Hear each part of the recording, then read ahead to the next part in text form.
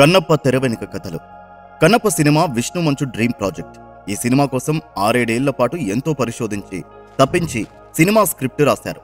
Story డెవలప్మెంట్లో అగ్ర రచయిత పరుచూరి గోపాలకృష్ణ, కామెడీ సినిమాల డైరెక్టర్లు ఈశ్వర్రెడ్డి, నాగేశ్వరరెడ్డి తదితరులు పాలు పంచుకున్నారు. అటు కన్నడ రాజ్ కుమార్ చేసిన శ్రీకాళహస్తీశ్వర మహత్యం కావచ్చు, కృష్ణంరాజు చేసిన భక్త కన్నప్ప కావచ్చు, ఆ సినిమాల్లో పూజారి పాత్రని నీచంగా చూపించారు. కన్నడ రాజ్ కుమార్ సినిమాలో ముదిగొండ లింగమూర్తి, కృష్ణంరాజు, బాపు రమణల భక్త కన్నప్పలో రావు గోపాలరావు పాత్ర కావచ్చు ఇలాగే డిజైన్ చేశారు.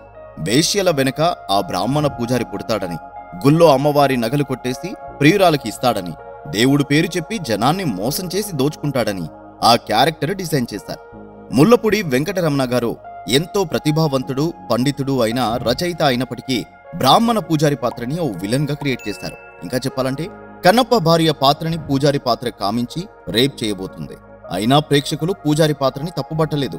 కానీ కన్నప్ప కథా రచయిత, హీరో, నిర్మాత అయిన విష్ణు మంచు మాత్రం హైందవ మతం, హైందవ ధర్మం గురించి గొప్పగా చెబుతున్న కన్నప్ప సినిమాలో అర్చకుల పాత్రల్ని కానీ, బ్రాహ్మణ వర్గాన్ని కానీ కించపరిచేలా ఒక్క సీన్ కానీ, ఒక డైలాగ్ కానీ, అంశం కానీ ఉండకూడదని ముందే ఓ ఖచ్చితమైన నిర్ణయం తీసుకున్నారు.